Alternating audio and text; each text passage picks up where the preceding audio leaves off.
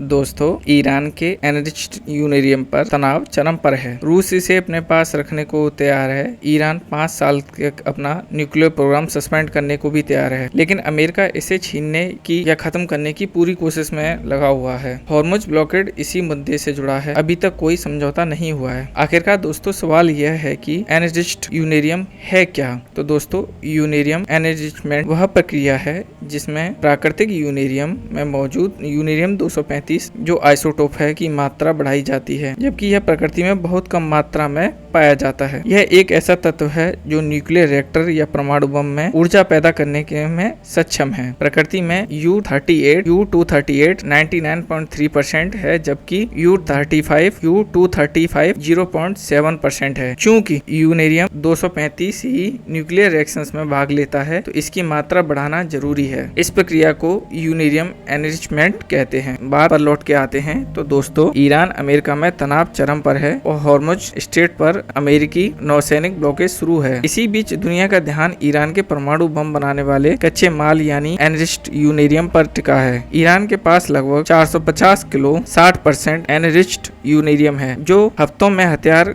बना सकता है। 10 या 10 से अधिक परमाणु बम बनाने के लायक मेटेरियल ईरान के पास पड़ा है। अब सवाल यह है कि यूरेनियम किसके हवाले होगा? तो दोस्तों, रूस इसे रखने को तैयार है। ईरान 5 साल के लिए अपना न्यूक्लियर प्रोग्राम सस्पेंड करने को भी तैयार है, लेकिन अमेरिका इसे छीनने या पूरी तरह से हटाने के लिए अड़ा हुआ है। यह मुद्दा हालिया शांति बातचीत के टूटने और हॉर्मुज ब्लॉकेज का मुख्य कारण है। ईरान लंबे समय से कहता रहा है कि उसका कार्यक्रम बिजली बनाने और मेडिकल के लिए है, लेकिन यूएसए और इजराइल इसे परमाणु हथियार बनाने की तैयारी मानते हैं। ईरान के पास 60% तक एनरिच्ड यूरेनियम स्टॉक है। सामान्य बिजली बनाने के लिए 3.5% एनरिचमेंट काफी होता है। 90% से ऊपर पहुंचने पर यह बम बनाने के लायक हो जाता है। अब सवाल यह है कि रूस इस स्टॉक को रखने के लिए तैयार क्यों है? तो रूस का कहना है कि वह शांति समझौते का हिस्सा हो सकता है। रूस पूरी दुनिया में सबसे ज्यादा परमाणु हथियार रखने वाला देश भी है और ईरान का पुराना दोस्त भी है। रूस को लगता है कि वह इस सामग्री को रख ले, ईरान अमेरिका का युद्ध का रुख अलग हो सकता है। यहाँ ईरान यह जानता है कि यूएसए 20 या 20 साल से अधिक समय तक सस्पेंड करने की मांग कर रहा है, तो इसलिए ईरान ने 5 साल के ऑफर को रखकर समझौते की गुजारिश छोड़ी